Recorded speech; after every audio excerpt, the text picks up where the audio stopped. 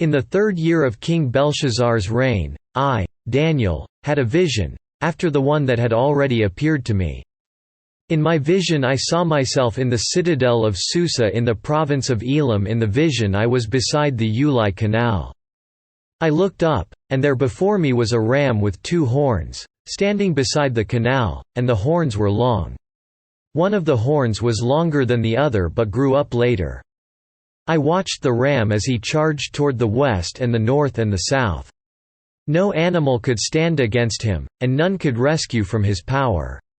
He did as he pleased and became great. As I was thinking about this, suddenly a goat with a prominent horn between his eyes came from the west, crossing the whole earth without touching the ground. He came toward the 2-horned ram I had seen standing beside the canal and charged at him in great rage. I saw him attack the ram furiously, striking the ram and shattering his 2 horns. The ram was powerless to stand against him. The goat knocked him to the ground and trampled on him, and none could rescue the ram from his power. The goat became very great, but at the height of his power. His large horn was broken off, and in its place 4 prominent horns grew up toward the 4 winds of heaven. Out of one of them came another horn, which started small but grew in power to the south and to the east and toward the beautiful land. It grew until it reached the host of the heavens, and it threw some of the starry host down to the earth and trampled on them. It set itself up to be as great as the prince of the host. It took away the daily sacrifice from him, and the place of his sanctuary was brought low. Because of rebellion, the host of the saints and the daily sacrifice were given over to it. It prospered in everything it did, and truth was thrown to the ground. Then I heard a Holy One speaking, and another Holy One said to him, "How long will it take for the vision to be fulfilled, the vision concerning the daily sacrifice?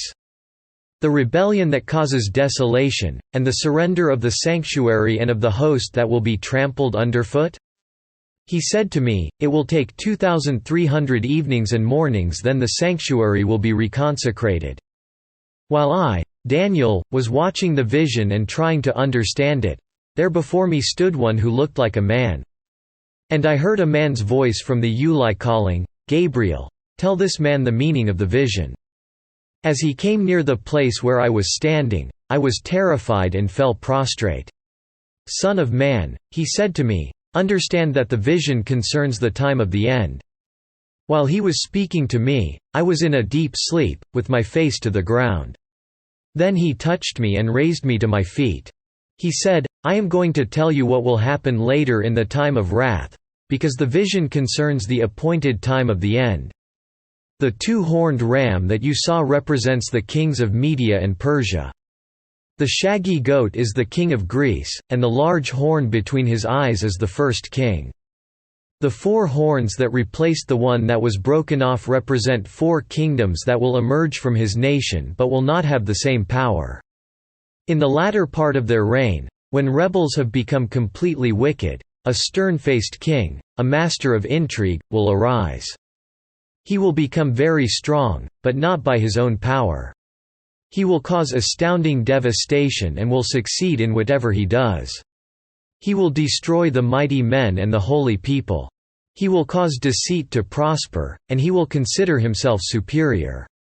When they feel secure, he will destroy many and take his stand against the Prince of Princes. Yet he will be destroyed, but not by human power. The vision of the evenings and mornings that has been given you is true. But seal up the vision, for it concerns the distant future." I, Daniel, was exhausted and lay ill for several days. Then I got up and went about the king's business. I was appalled by the vision, it was beyond understanding.